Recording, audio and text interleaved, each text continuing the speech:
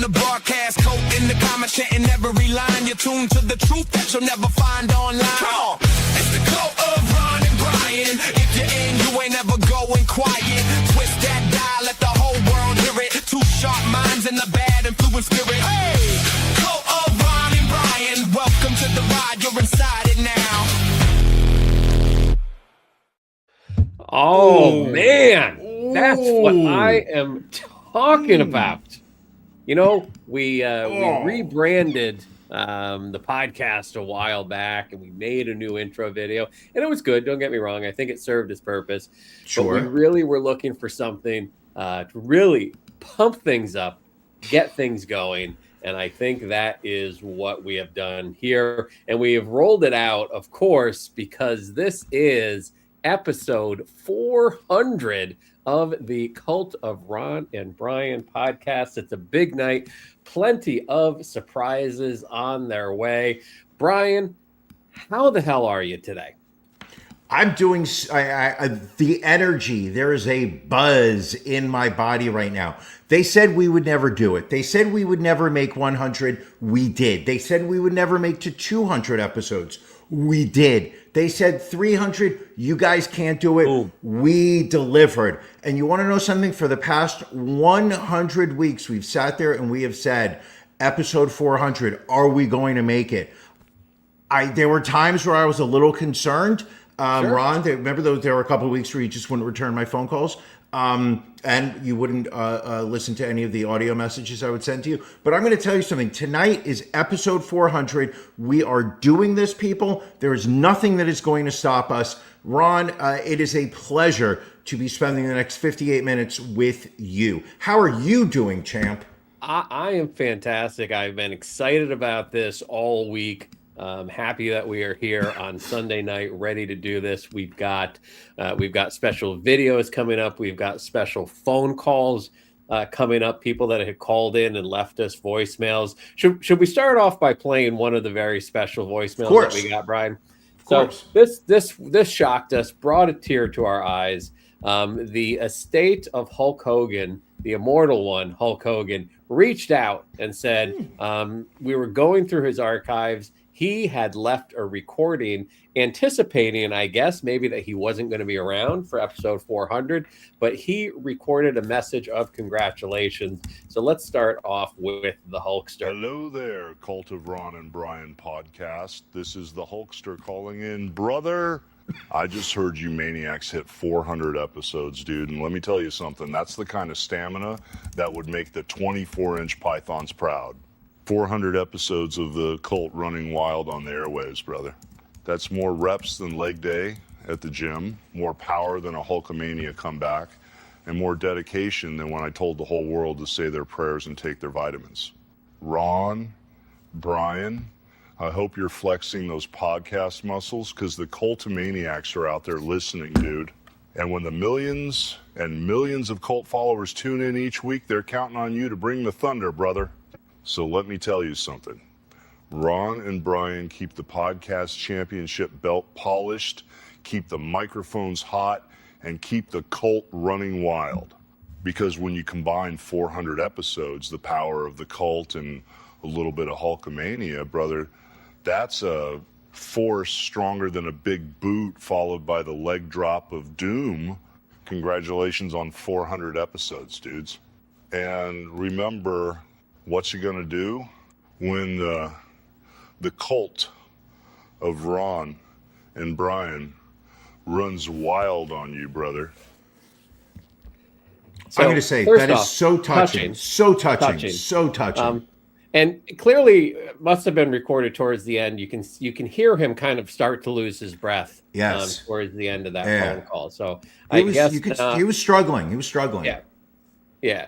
So, well, but again, the fact that he was thinking of us in his close to final moments, really great. So we'll have some more voicemails that people left throughout this show. But in the meantime, we have to stick with some of the bits that made us popular, helped us get to episode 400. And of course, one of those great ones is Drink of the Week.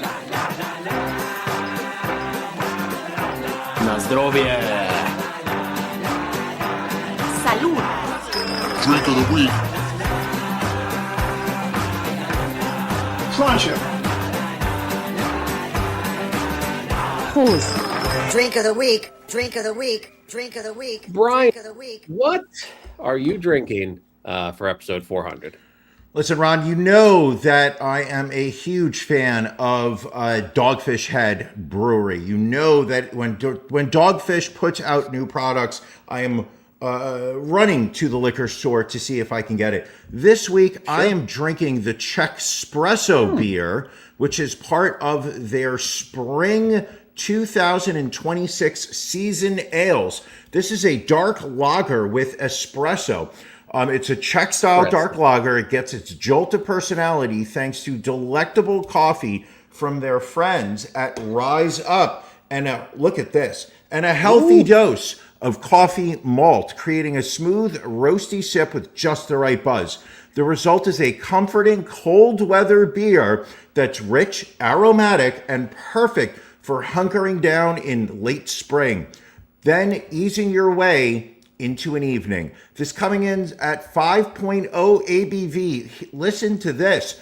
Beer Advocate gives it a score of 90. It's so rare for Beer Advocate to chunk in over 89. So this is a 90. Outstanding beer from the people over at Dogfish Head. This is Czechspresso. Well, take a sip. I was not aware that this one was out. I may have to go to my beer store, see if I can pick that up. Brian, what are your thoughts? Oh, this is good. Talk to me. Tell me what it is. It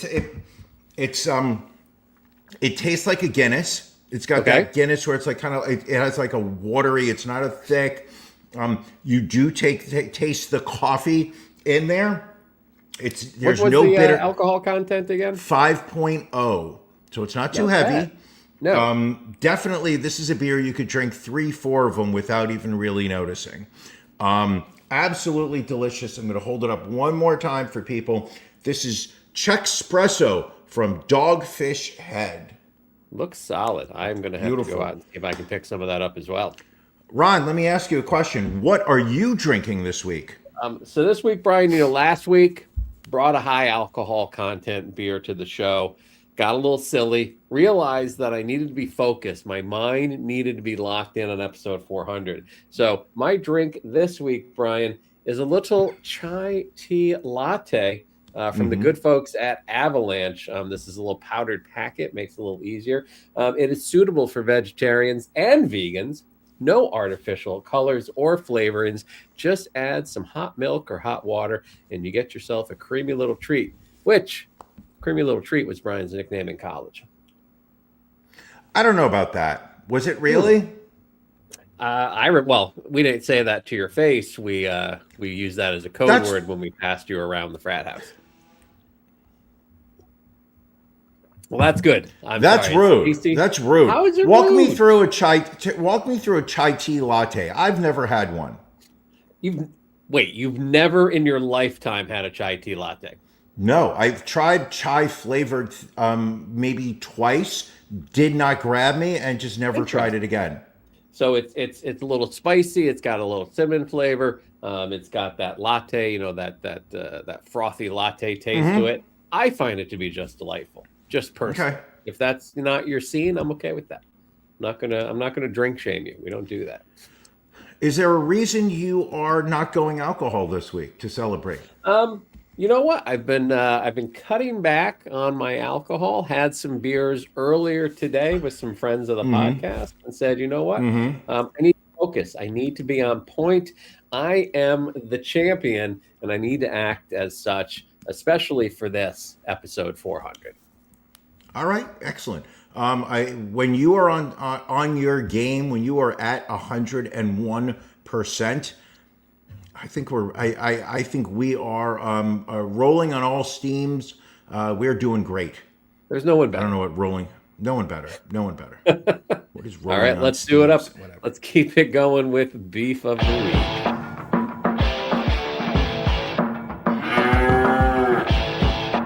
Ron and Brian's beef of the week.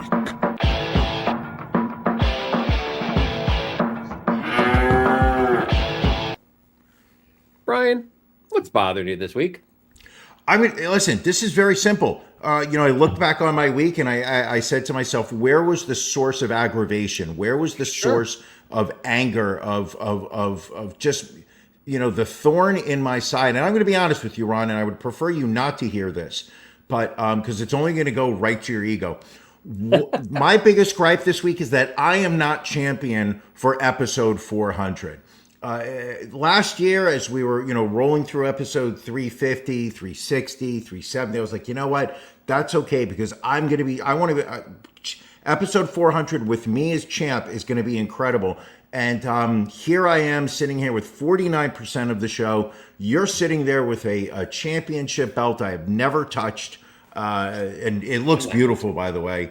That is my biggest gripe this week, is that you are the champion and not me this week. All right, fair enough. I mean, I'm sorry you feel that way. Perhaps you will be champion for episode 500. I'm not exactly expecting that, but listen, stranger things have happened. Okay. Ron. Yes. Ron. Yes, sir. What's bothering you? So my beef this week, Brian, is with Apple. I guess specifically with their iPhone and this voice messaging capability that they have put on the iPhone. So like you can record a voice message and you can text that to a friend of yours, and your friend can listen to that voice message.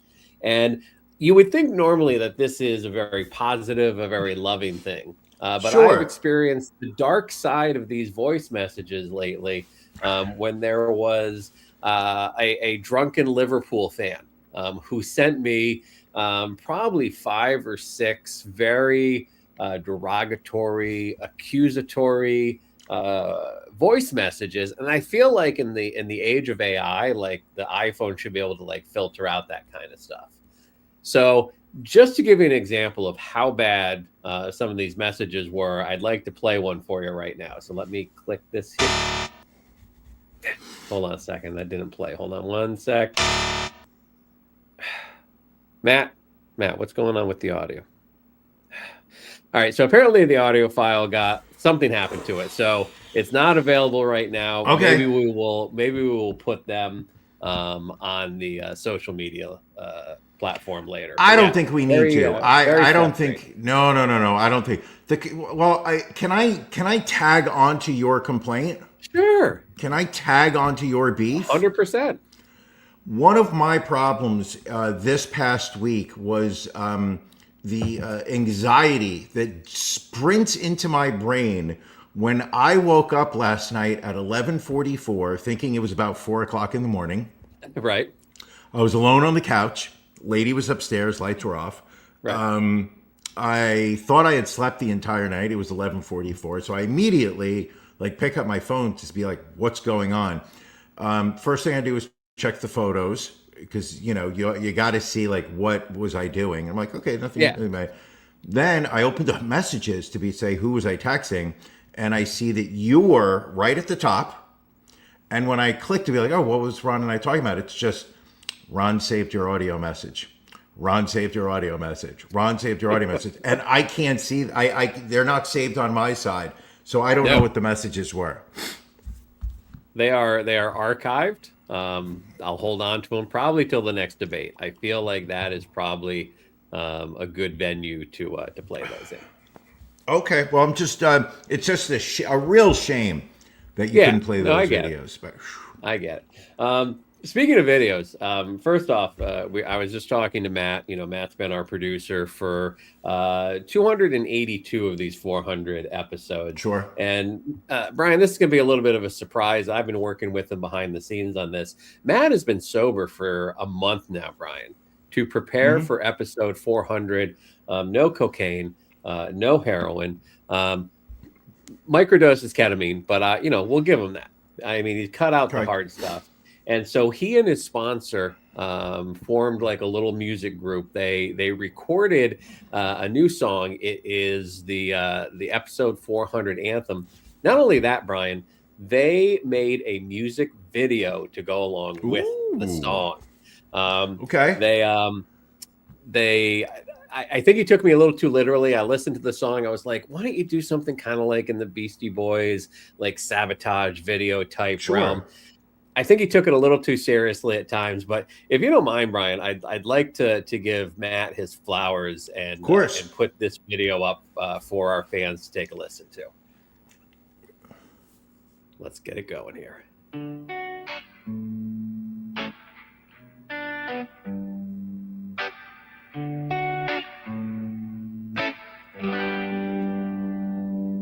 Sunday night, lights low, mics go hot. 2 empty chairs, but you know who's got the crown, the belt, the golden seat. Ron walks in, makes the whole room complete. Brian's there with a half-baked take, running late like it's his brand at stake. But somehow it works, yeah, somehow it clicks. 400 deep in the chaos mix, from the hotline ringing to the Doppler report, from the temple steps to the courtroom sport. It's a movement now, not just a show, and there's only one champ that runs it all. 400 episodes, the legend grows. The work is so important, everybody knows. Raise up the belt, let the anthem play. Ron's still champ at the end of the day. Brian's talking loud, but we all see through. He's just lucky he's got Ron to carry him through. 400 strong, and we're just getting warm. Welcome to the cult, get properly informed.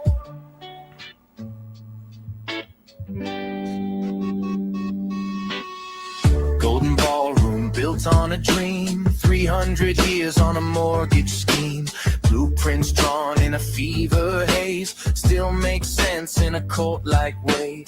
Brian's got notes that he never reads. Chasing tangents nobody needs. Meanwhile, Ron just steers the ship with a championship level grip. Every hot take lands, every segment hits, even when Brian completely whiffs. It's all by design, yeah, part of the plan, or at least that's what Ron says as the man. 400 episodes, the legend grows. The work is so important, everybody knows. Raise up the belt, let the anthem play. Ron's still champ at the end of the day. Brian's got heart, we'll give him that, but he's back and clean up to Ron's lead off at 400 strong, and the crowd transformed. Welcome to the cult, get proper informed. Step up to the mic, state your allegiance, call the hotline, or be cast out in New Orleans. From Nantucket tales to championship fights, from Sunday sermons to late night rites, through every rant and every spin, one truth remains: Ron always wins. 400 episodes, the legend grows. The work is so important, everybody knows. Raise up the belt, let the anthem play. Ron's still champ at the end of the day. Brian's still here, and we love that guy. But let's be honest, he's along for the ride. 400 down, forever reborn. Welcome to the cult, get properly informed. Hotline's open. The belt stays on. And the work is so important. Wow. Oof. Hold on a second. I need to.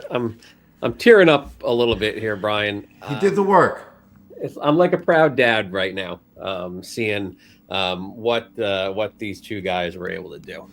That was amazing, Ron. Utterly, utterly amazing. You know, it is. I felt there were moments where it skewed a little to promoting your efforts, and it seemed a little detrimental to me and my character. What do you mean? There were a couple lines. An example in there. I mean, yes, I agree. He was very complimentary, as I would expect him to be towards the champion of this podcast.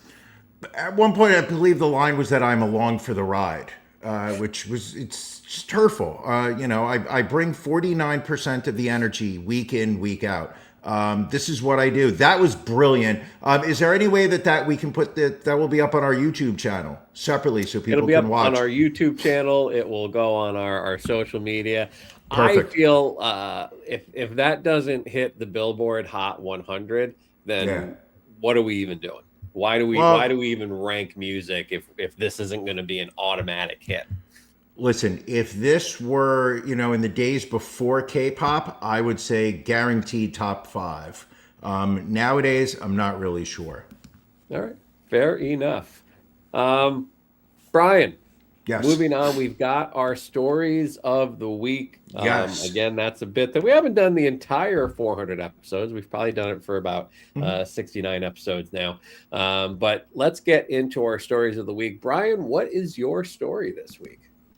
Something we've been talking about recently is the Uber Eats delivery robots. They've started, these are a staple in Europe. They are a staple in Asia. We are now seeing them being introduced in metropolitan areas here in America. And while other parts of the world are seeing these as just incredible inventions, these are incredible devices that are allowing people to get food delivered to their homes without putting human beings at risk in driving through traffic and whatnot. Certain areas are not seeing these robots as the life-changing benefits that we're all looking forward to, particularly the city of Philadelphia. I know, Ron, I don't want you to take this personally because you actually don't live in Philadelphia. You're Philadelphia adjacent. As you have mentioned a few times over these 400 episodes. I remember you mentioning recently that your gated community, the HOA, got together and voted against any delivery trucks because the gate it's down and it will prevent any of these Uber delivery trucks. But the residents of Philadelphia could not handle it. Do we have a photo of one of these robots, Ron? This is a photo someone took from one of their apartments in Philadelphia, showing a citizen of Philadelphia knocking one of these food delivery robots over on its side and beating it.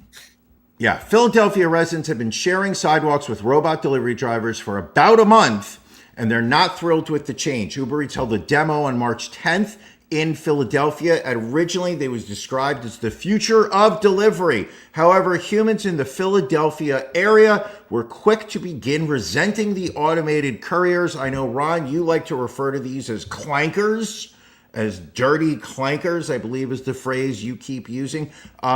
However, in late March, an Uber Eats delivery robot in the city's Center City neighborhood kicked multiple times. A second example of the autonomous delivery bot was toppled over, and then people in the area were attacking it and destroying the robot. This seems to be a trend in the Philadelphia area. A representative from Uber Eats robot company Avride said, when delivery robots are introduced to a new area, it is quite common to see heightened curiosity from people around them. Some may try to test how the robot reacts, for example, by stepping in front of it or attempting to interact directly with it. This is a known and expected phase as people get used to the technology. These few cases of vandalism in Philadelphia do not affect their service area expansion plans. Unfortunately, and one of the things we're going to have to accept is that the people of Philadelphia are generally garbage and terrible people, and they will never come to terms with these delivery robots. It is to me, it's only a matter of time before these are riding around through Kensington delivering dirty hypodermic needles to passed out fentanyl addicts. Perhaps they should load them up with some Narcan if they're going to be rolling through Kensington.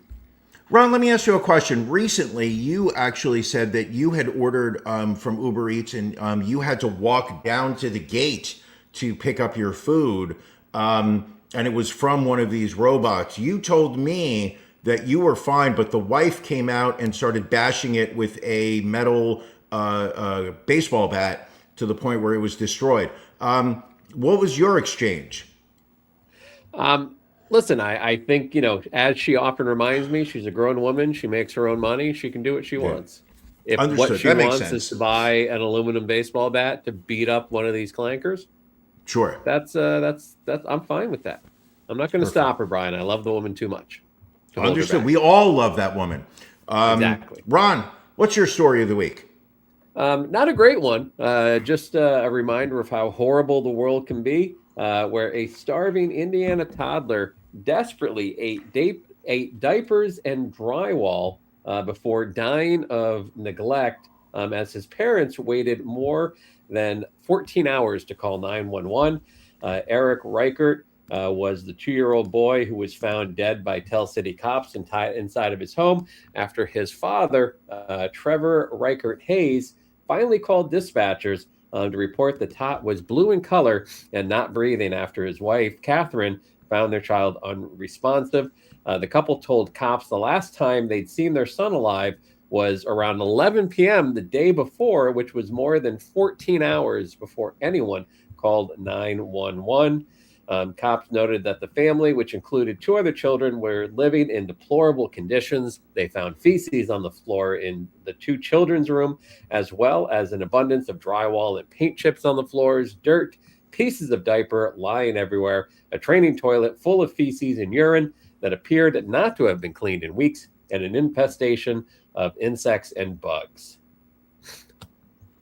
However, their own bedroom was filled with nice, clean sheets, a neatly made bed, and almost zero mess and no clutter.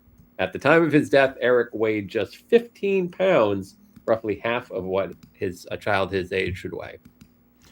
Why on earth would you do this story for episode 400? We should be on an emotional high right now.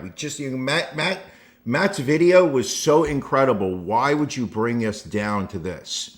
Because it's our job, Brian, to remind people of what we're really living in. And we'll bring it back up. We'll bring the show back up as we always do. Okay. Should I play another video? This one sent to us by our very own William Esquire. Sure. He reached out to one of his industry friends and got them to pay some tributes to Ron and Brian here on episode 400. What's cracking to the Cult of Ron and Brian podcast? Man, it sounds like a pretty goddamn cool podcast. William Esquire has been telling me about it, but this is your 400th episode. Wow, man, that's a lot of episodes. And Ron and Brian are celebrating 400 episodes they do every week, and that's if Brian shows up. I hear that Brian once spent $900 at a strip club. Actually, that's not that much these days, man. That's a couple lap dances in a bottle. But Rob will one day embrace the furry life, bro. I used to be nothing about it, but you'd have to pay me now to go to a strip club since I sold my strip club days are over. But I spent a lot of time, me and Taker spent a lot of time in them. But I want you guys to know, everyone to know, that they do good work, and that work is very important. So check them out, man. The Cult of Ron and Brian podcast, 400 episodes. Y'all got to have me on there sometimes. Maybe I'll bring the host. Congratulations, guys. So thanks to William Esquire. That was Charles Wright, the Godfather, Papa Shango, back in the WWF days. A pretty sweet Intercontinental title bracelet he had made for himself there. I'm surprised you don't have a podcast champion bracelet that you wear. Well, listen, I think I might need to invest some money in that. Maybe you'll siphon off some cash from the merch company. You never know. While we're going to get into our next story, you mentioned you have come up with yet another sponsor of the week that you wanted to talk about. Listen, Ron, you've always said to me that my job is to bring money into the show, and that is through sponsored ads. I scoured several online groups. So a lot of the major companies like MeUndies and Blue Chew, they wanted nothing to do with our show. But I found a group here. They're called the American Continuity Project. And their tagline is "True democracy means the power stays with the people to keep the leadership that works." So they sent me this ad copy. I'm going to read it. We all feel it. that sense of momentum, the feeling that for the first time in a long time, the gears of this country are actually turning in the right direction. Under the current Trump administration, we've seen a bold return to the policies that put American workers first, secured our borders, and restored our standing on the world stage. But it raises a good question. Why should a good thing have to end? The 22nd Amendment, was written in a different era. Today, we face unique challenges that require more than just 4 or 8 years of steady leadership. They require a movement that can see the job through to completion.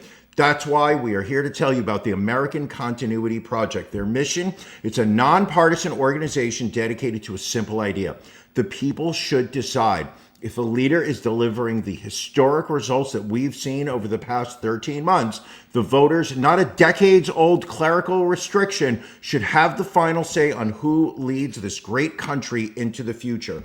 What are they fighting for? Results. Recognizing the unprecedented economic growth and energy independence achieved under President Trump's leadership. The vision, ensuring the American First agenda isn't cut short by arbitrary. I don't want to cut you short here. Is this basically a commercial to try and get Donald Trump a third term?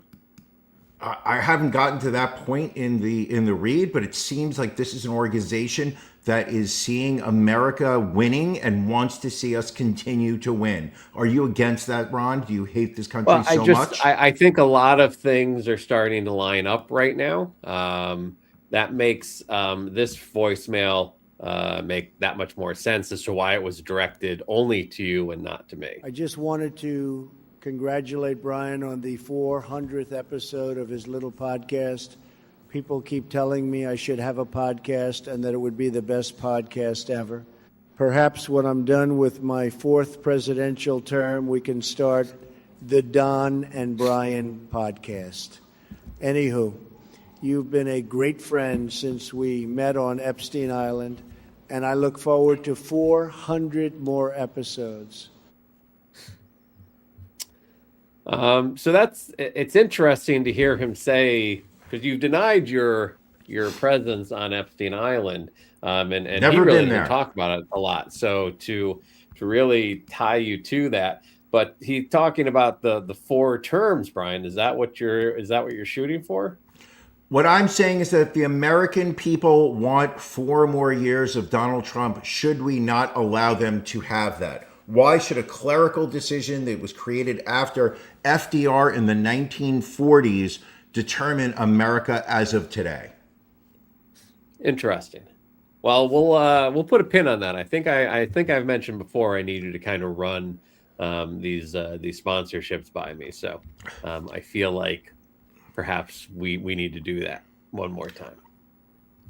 If that is your executive privilege and you're going to make that call, I'm okay with it. But I would like to point out to you, because I did not finish the read, they're not going to pay us for that. So we just gave them a free ad because you decided to cut me off. I'm okay not accepting that money. What? Moving on, Brian, as the U.S. housing market stalls, one state keeps defying gravity, and that state is your state, Brian. Home prices across New Jersey climbed nearly 6% in February compared to a year earlier, the sharpest gain of any state in the nation. The national average over that same stretch is only 0.5%. In Newark, that city recorded the steepest year-over-year price jump in the country at 6.7%, coming in a close second.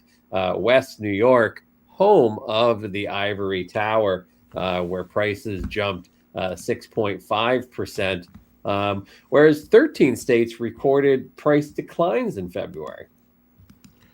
Were you joking about West New York? I was joking about West New York. Yeah. God damn it, man. You had me. I really was just like, what? Oh my God. Yeah, listen, I am a trendsetter. The rest of the country is suffering, but when people find out that I am living in that area, prices immediately go up because it becomes a desirable location. I will say, for example, earlier today, I went over to the health fitness center within my building. When I got there, 2 people, me a young lady and a man. And I'm going to tell you, when I left, there were 8 people in that room working out, exercising. They saw me. They saw the you 40 going minute across the complex, working through the 27 gates and security checkpoints to get to the exercise room, and said, we need to follow this man's lead. He shouldn't be on the board, but we can follow him if he's going to the workout room. I will be on the board a year from now. Mark my words. All right. Mark my words.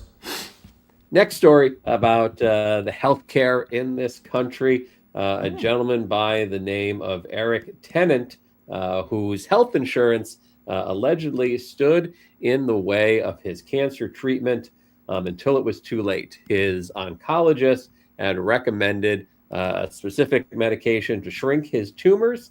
In early 2025, after more than 2 years of chemotherapy, he was deemed a good candidate for histotripsy, a new treatment that could target the tumors in his liver with ultrasound waves instead of surgery. His wife actually brought it to the attention of his doctor and also thought he was a good candidate. However, the health insurer denied the request of the potentially life-saving treatment, saying it was, quote, not medically necessary. Multiple rounds of appeals were unsuccessful.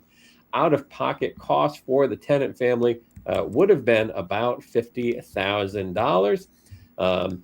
He was put on hospice last year, Brian, and passed away in September. He had been previously diagnosed with stage 4 cholangiocarcinoma, a rare cancer that attacked his bile ducts before spreading to other parts of his body.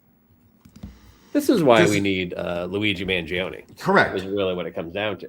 Does the article state which was the insurance carrier that denied the claim? Let me see here. Because if we can out that, because just so people know exactly, once again, how fucking disgusting healthcare companies are, how utterly just reprehensible their entire purpose is. What is interesting, and I think this is, probably because this is the New York Post, they don't actually list which insurance company it was that denied him this treatment. Unfucking believable. And I acknowledge it does not state, that he absolutely would have lived had he received this procedure. But it's just that an insurance company is going to sit there and say that they're not going to approve a request by a physician for cancer treatment simply because they feel that it's not necessary. Unbelievable. Next, still unsure of what's happening in Iran with the Trump war, I guess, still underway. Mm-hmm. There was a ceasefire. Now, earlier today, it sounds like he had ordered U.S. sailors to take control of the Strait of Hormuz. Brian, you've been keeping an eye on this. Where are we at in Iran at this point? Okay, this is really super bizarre. So we're in the middle of, I think we're basically at the halfway point of a 14-day ceasefire that Iran and the United States have agreed to sign off on. I believe Israel has also agreed not to attack Iran during these 14 days. So during that period of time, there's supposed to be negotiations to create a framework for a lasting peace. J.D. Vance, who I believe is one of the greater brains of this country, we're sending the best of the best to negotiate with Iran. He was in very long, I believe it was what referred to in multiple sources as marathon sessions of negotiating with the Iranians. Did not come up with a agreement yesterday. Apparently, depending on where your news source is coming from, generally the American news is reporting that the Iranians would not budge on the nuclear energy that they claim to be going after. The result, and this is where it gets interesting, the result of this is that Iran announced that they are going to be reinstating their $2 million fee for any boat that wants to go through the Strait of Hormuz.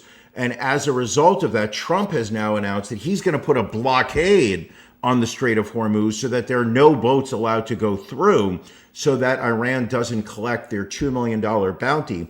Yet at the same time, most countries in Europe and Asia, who are the ones who are receiving this oil that's coming through the Strait of Hormuz, now they're not going to get anything. And the price of gas is going to go up because American gasoline companies, even though they're not getting their gas from the Strait of Hormuz, they're going to just go, fuck it, let's milk the American Everyone's public. expecting the price go up. 3 months from now, wait for record profits from Exxon, from Mobil, from Valero, from Citgo, from Wawa, whoever provides their gasoline. I don't know. And Sheets. There you go, Sheets. There you go. I don't even understand what the fuck we're doing at this point. It's interesting that you complimented JD Vance, because we also had a voicemail from him as well. Hello, fellow Americans. Vice President JD Vance here. Even though they might be critical of me and my daddy Trump, I still want to congratulate them on 400 episodes of the Cult of Ron and Brian podcast. Listening to their sultry voices is the perfect foreplay before sliding my little VP in between two couch cushions. Remember, banging the love seat and the work is so important. You know, that's actually, I mean, we make fun of him, and rightfully so at times, but that was nice for him to take a few moments and to, you know, pat us on the back for this 400th episode. Listen, he is our vice president. He is a few heartbeats away from being president. Next up with Trump, Melania Trump decided to make a statement at the White House to disavow any association with Jeffrey Epstein. She said, quote, "The lies linking me with Jeffrey Epstein need to end today. I've never been friends with Epstein. I never had a relationship with Epstein or his accomplice, Ghislaine Maxwell." It was weird because I don't know that anybody had really been saying anything tying Melania to Jeffrey Epstein. Had you heard anything? Yes. I read that there is a book being published in Britain that was supposed to either come out this week or next week, that it will that states that Melania was a paid escort that was utilized by Epstein to I guess curry favor with wealthy men, one of those being Donald Trump. I'm not really sure whether she was presented to him as an escort or whether, you know, Epstein was just paying her to have sex with Donald Trump. That's basically what the book alleges. I don't know that it necessitated Melania going up there and once again putting Epstein's name back in the news cycle. I also read a theory that the war in Iran is going so poorly that the decision in the White House was to bring up Epstein's name to get people to stop talking about how bad the war is. Yeah, because initially people were saying, "Oh, Donald was blindsided by this." I can't imagine that you can do a presentation like that in the White House, have it be broadcast, and it's not going to be on his radar. And yeah, I think to your point, there was an opinion piece on the Daily Beast that said, you know, he'd rather be seen as a potential, you know, rapist and pedophile than a genocidal maniac. So I guess pick your poison there. We are in such bizarro times in politics in the White House. That behavior that 10 years ago would have been considered shocking. This is the same country that when Obama wore a tan suit, we had large groups of Americans outraged that this was unpresidential behavior. Now we find ourselves in a situation where our president it was a known friend of the largest pedophile that we were running, and somehow Teflon Don, it just bounces right off of him. It's bizarre to me. And listen, not just problematic on the right, but on the left as well. As a letter signed by more than 50 former staffers of Representative Eric Swalwell described recent allegations of sexual assault and misconduct against him as, quote, serious and credible, while demanding he resign from Congress and drop his bid for California governor. I mean, this isn't the first time that he's made the news for something like this. I mean, he was tied to, was it Chinese spies that he was allegedly having sex with, that they felt that he may have been compromised by that? Sure. It's just it's embarrassing. It's embarrassing for him. So this letter came 2 days after both CNN and the Chronicle reported that a former staffer accused him of sexual assault, describing a night of drinking that ended with Swalwell having sex with her when she could not consent. In addition, 3 other women who spoke with CNN alleged other sexual misconduct by Swalwell, including sending unsolicited nude photos and graphic messages. I sent you graphic messages. Excuse me. You haven't filed a complaint against me, have you?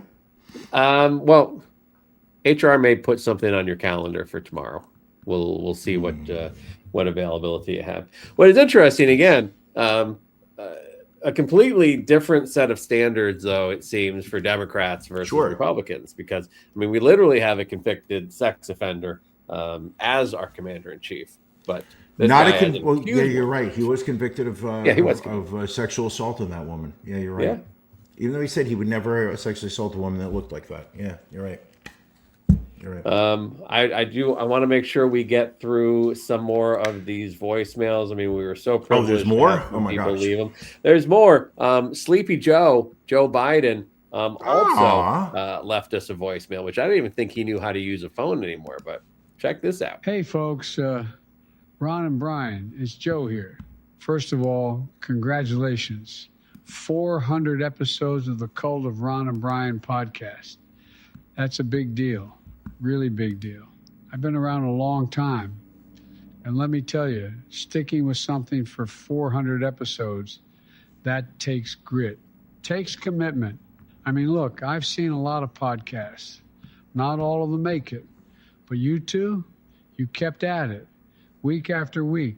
Like Amtrak on a good day just keeps rolling down the track. Now, listen, I'm proud of you guys. The cult, the listeners, the whole thing. That's community. That's what it's about.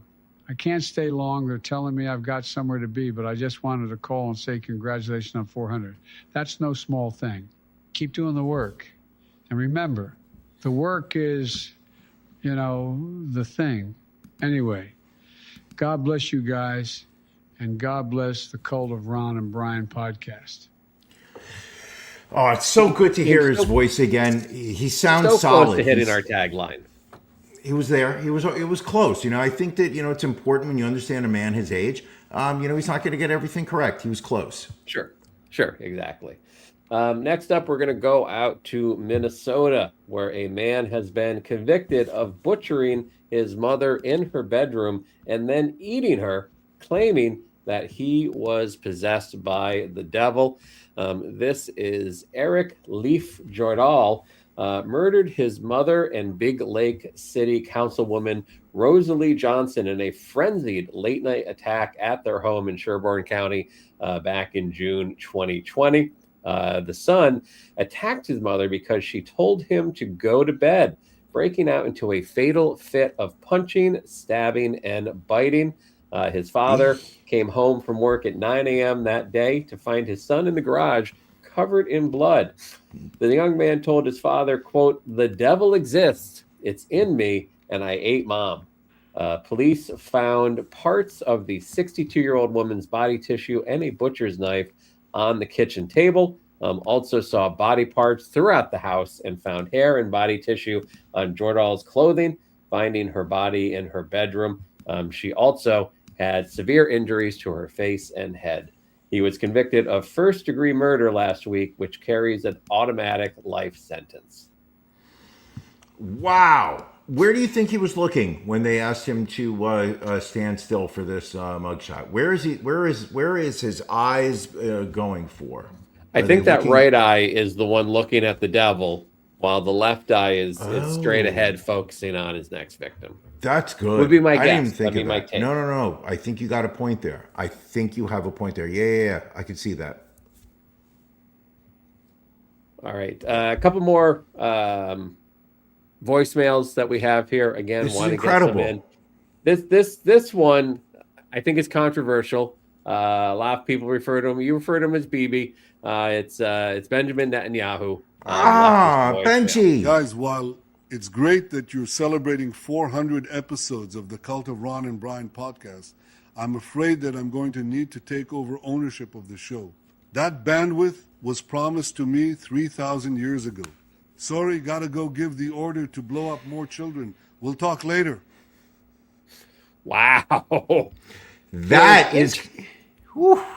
It's interesting what some people will say when they think their messages are not going to be played on a podcast. It is wow, that is something. Brian, your thoughts, because you seemed very shocked by his words. I think that there's obviously there is a public persona. There's the side of you that you want everyone to see. I think it's just refreshing when friend of the show Benjamin Netanyahu, lowers his guard a little bit, gets comfortable, and you get to kind of see who he really is. And I it's an honor that he chose this forum, at a time where he wanted to show who he really was. I think that's great.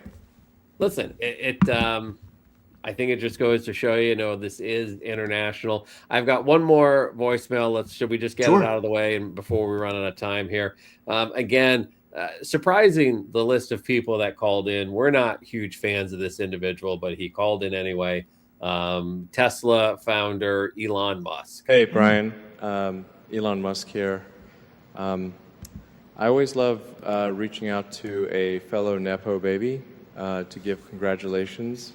400 episodes is a number you should be proud of. To celebrate this achievement, I have greenlit the Tesla upgrade you've been bugging me for years. That's right, the models rolling off the assembly line later this year will feature a flashlight adapter right on the main dashboard. Enjoy it, my friend. You've earned it. Wow, that's big news right there. And we talked on the last episode that you weren't really interested in getting a car. Does this kind of change things a little bit for you? This announcement that Elon Musk just made. Listen, that I'm a fan of the fleshlight. It provides so much light for the world. I worry that it's going to become a distraction to drivers. While you should be focusing on the road. Yeah, while you should be focusing on the road, that it's the potential here is that you're going to get distracted. Sliding your penis inside of the fleshlight. It's a little concerning to me. But if Elon says it's safe, I'm sure it's safe. He's a man that can be trusted. Do you feel perhaps, and again, we need to get more details on this, do you think it would make sense for that attachment to only work when you're in automatic driving mode? Like the Tesla is handling the driving for you while you're utilizing the flashlight. Ron, I know you struggle to multitask. You like to do one thing at a time and just kind of focus on that. Otherwise, life starts to fall apart. Some of us can multitask. Some of us can do two things at once. So I think for those people, I don't think we need to be on autopilot. Okay. Listen, you obviously have a history with driving, which is very interesting. So I'm gonna take your word on it. All right. Very good. Thank you. Thank you very much. What else do we got? We still got a couple more minutes. Listen, it wouldn't be an episode 400 if we did not go to one of our favorite bits that people really love. It's But the Drag Queens Are the Problem. We've been doing this for a number of episodes. We've only found one drag queen out of everybody that has really been a problem. So let's see. We've only got 3 stories this week, but let's see if any of them are a drag queen. And no, this is a former Pennsylvania State Police corporal. This is Stephen Kamnick. He pled guilty to 15 charges right here in Montgomery County this past week, including child pornography and using work computers to generate AI porn.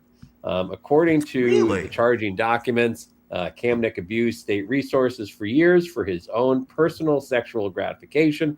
Officials said he secretly filmed women, including while on duty, used a secured law enforcement database to collect hundreds of photos of Pennsylvania women and used those photos to create AI-generated pornography.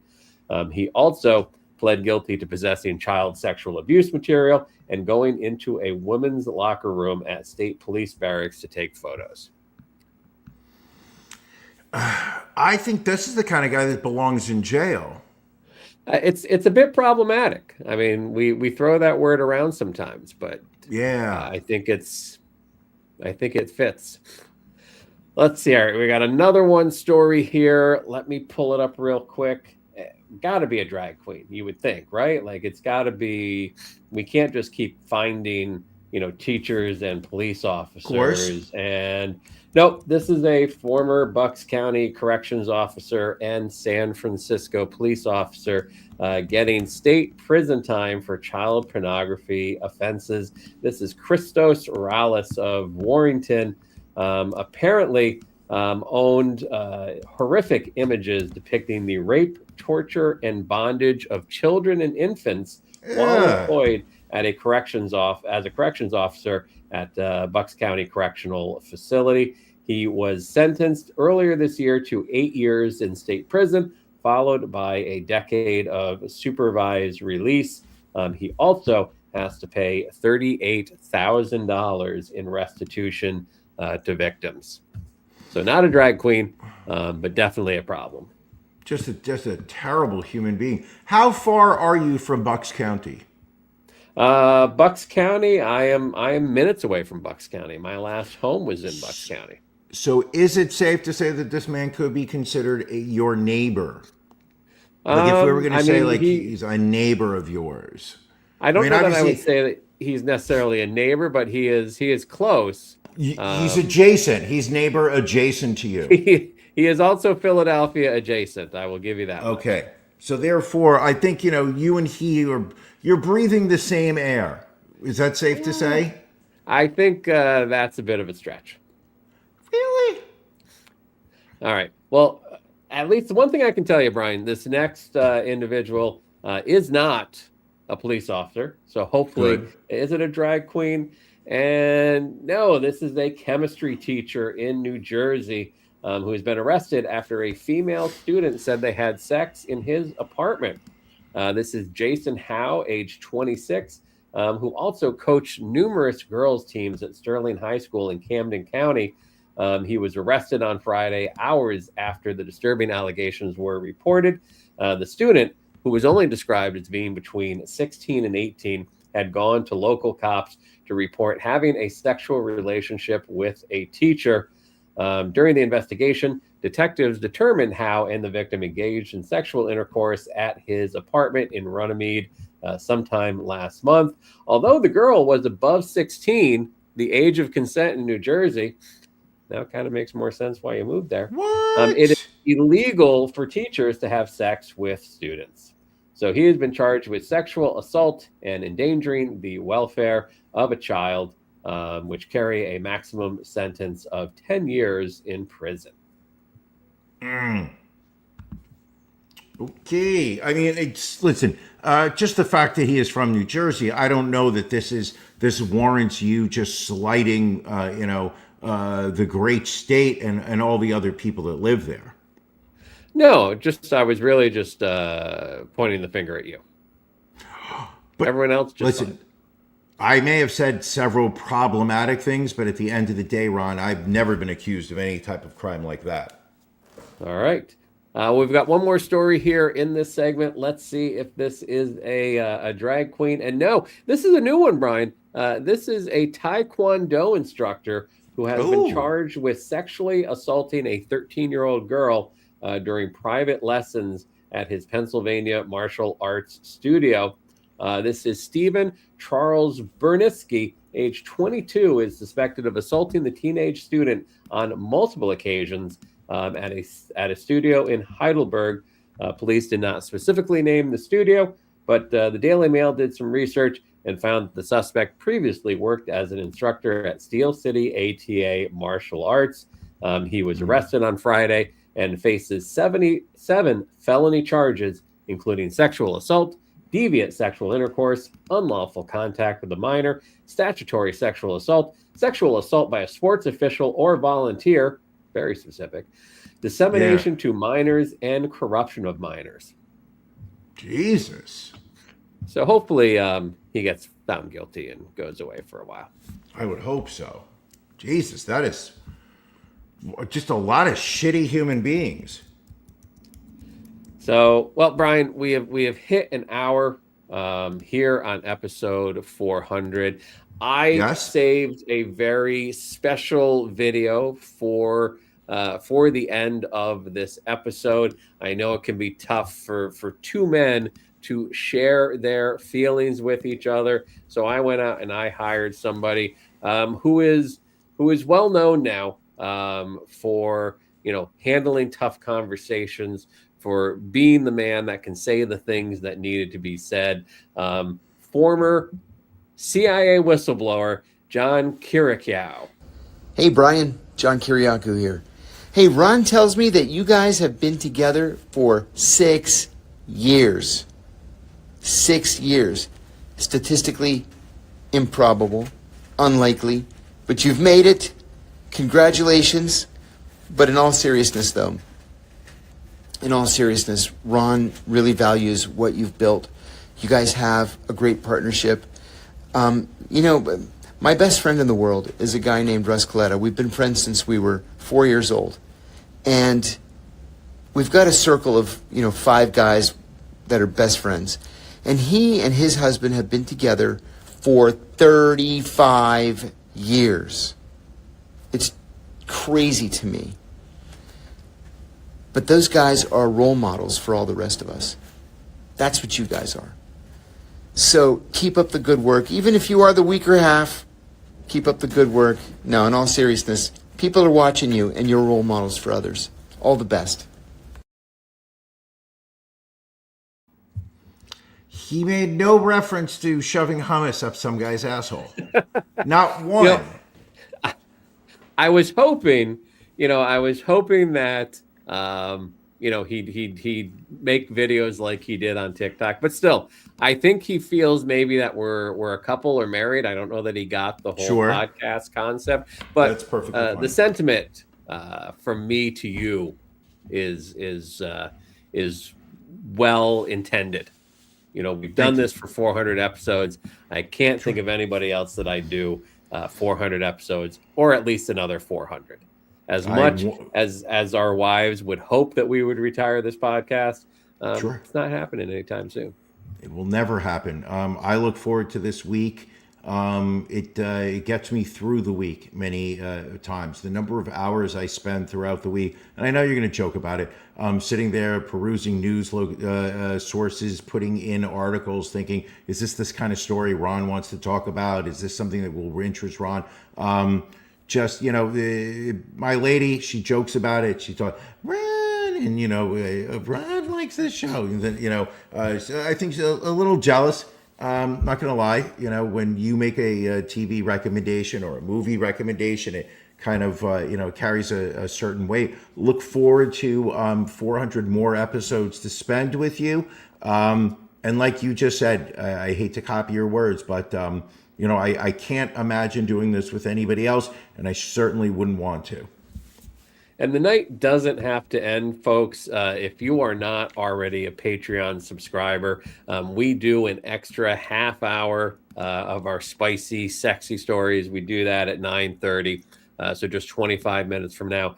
If you go to cultofronandbrian.com, click in the upper right-hand corner to become a patron, you can join our Patreon. If you do it for just $10 a month, you get access to that live After Dark broadcast.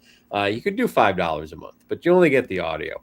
And for those of you who have only been listening to the audio of this, I would recommend you go back and catch the video, because that music video that Matt and his sponsor did, outstanding, like worth the time to go watch this back on YouTube. But if you are not a Patreon subscriber, we encourage you, go to our website, check it out. There's some great swag. We've got our web store there, but it's a lot of fun, and I'm looking forward to tonight's After Dark.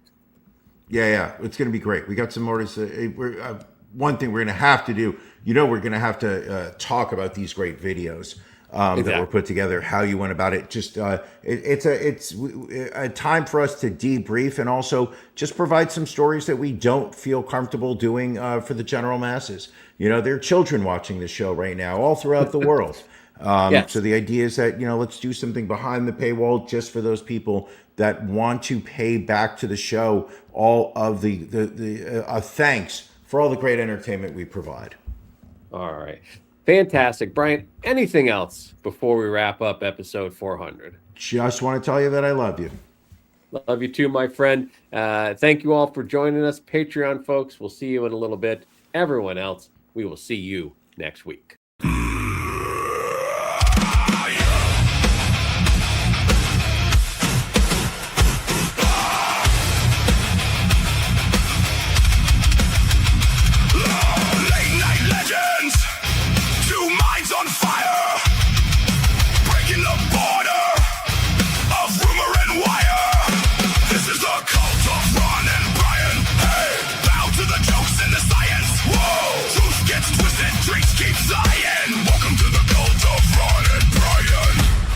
Takes rising, orders given. Once you're